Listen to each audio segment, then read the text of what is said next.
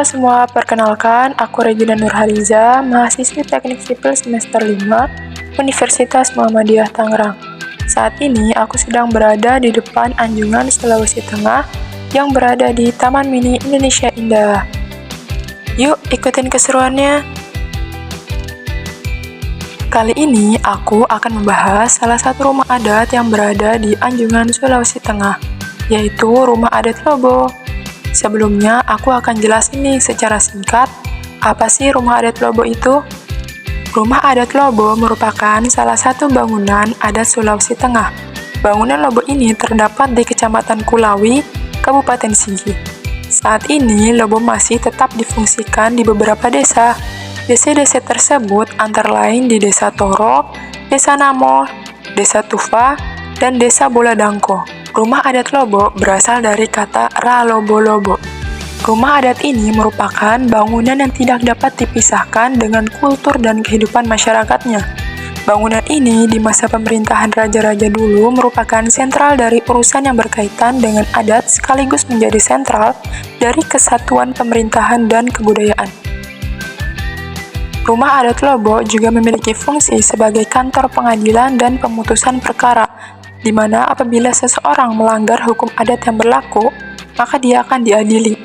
Rumah adat Lobo juga berfungsi sebagai tempat dilaksanakannya pesta-pesta adat sehubungan dengan upacara syukur, musyawarah, perumusan, pengambilan keputusan kebijakan yang menyangkut kepentingan masyarakat umum dilakukan di dalam bangunan ini. Oke, selanjutnya aku akan bahas bangunan kayu pada rumah adat Lobo. Sebelumnya, ada yang tahu nggak sih kayu itu apa? Kayu merupakan suatu bahan mentah yang didapatkan dari pengolahan pohon-pohon yang terdapat di hutan. Kayu dapat menjadi bahan utama pembuatan mebel, bahkan dapat menjadi bahan utama dalam konstruksi suatu bangunan. Rumah adat Lobo yang terdapat di Anjungan Sulawesi Tengah menggunakan tipe struktur kombinasi yang memadukan dua sistem konstruksi utama, yaitu portal dan truss. Pada bagian struktur utama, portal digunakan untuk menopang beban vertikal dan memberikan stabilitas terhadap gaya lateral, seperti angin dan gempa. Sementara itu, pada bagian rangka atap, sistem truss atau kuda-kuda diterapkan untuk mendistribusikan beban atap secara merata ke elemen struktur di bawahnya. Kombinasi ini tidak hanya memberikan kekuatan dan kestabilan pada bangunan, tetapi juga memungkinkan terciptanya ruang yang luas di dalam rumah tanpa memerlukan banyak kolom penyangga di bagian tengah. Sambungan kayu dalam rumah adat Lobo menggunakan metode tradisional yang mengutamakan sistem yang memungkinkan kayu untuk bergerak seiring perubahan suhu dan kelembaban. Sistem sambungan ini sedikit menggunakan paku besi, tetapi lebih pada teknik sambungan mekanis yang kuat dan fleksibel.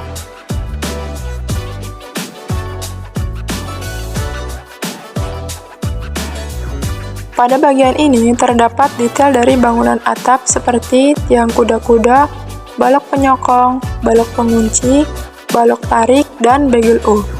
Sambungan kayu pada bagian ini mirip dengan sambungan bibir miring dan digunakan ketika batang menerima gaya tarik.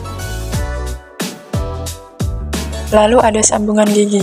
Pada atap kayu adalah jenis sambungan yang menghubungkan dua potongan kayu dengan cara saling mengapit, mirip seperti gigi yang saling mengunci.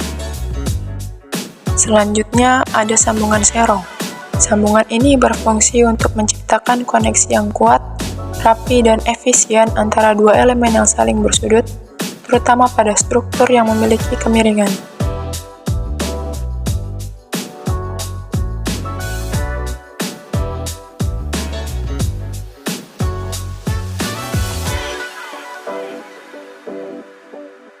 Di sini terdapat sambungan mortis tenon, bentuknya yang sederhana dan memberikan kekuatan yang stabil serta mampu menahan beban berat dan tekanan dari samping.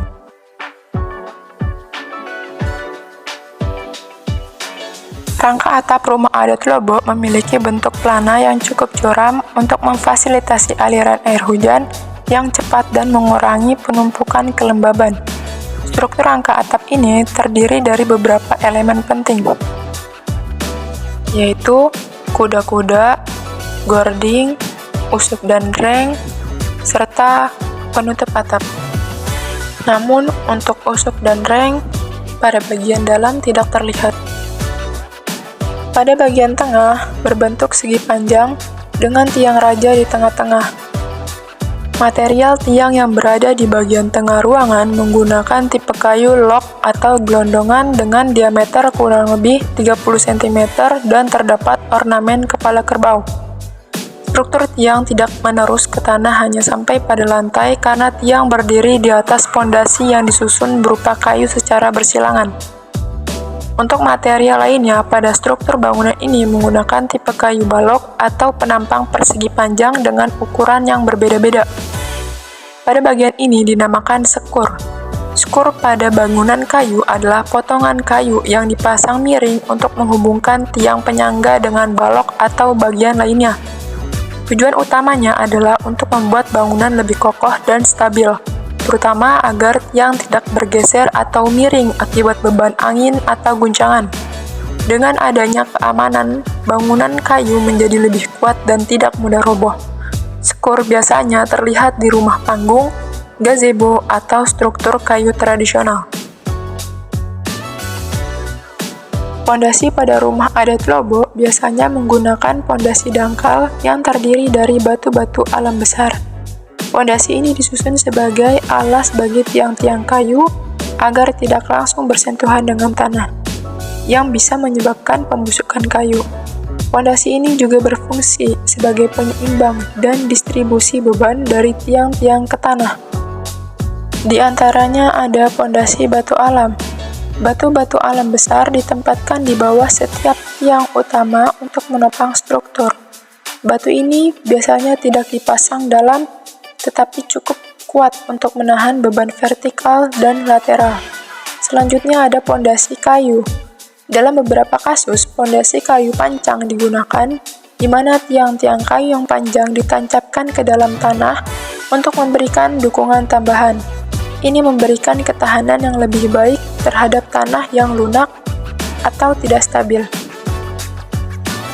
Pada bangunan rumah adat Lobo menggunakan susunan kayu log atau kayu gelondongan yang bertumpu pada umpak. Masing-masing memiliki diameter yang berbeda.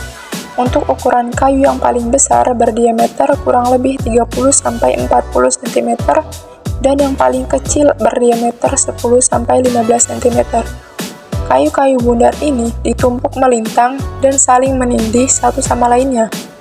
Dan pada setiap pertemuan susunannya terdapat mortis yang cekung dan sambungan ini dapat diperkuat dengan sambungan tali.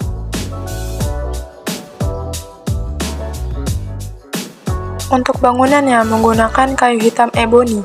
Kayu ini salah satu jenis kayu berkualitas tinggi yang digunakan dalam rumah adat Lobo.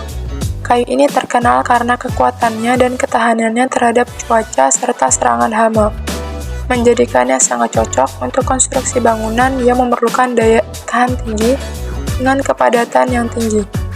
Untuk penutup atap menggunakan kayu ulin karena kekuatan dan ketahanannya terhadap cuaca serta serangan hama. Oke teman-teman, cukup sekian video penjelasan dari aku. Kurang lebihnya mohon maaf dan bye-bye.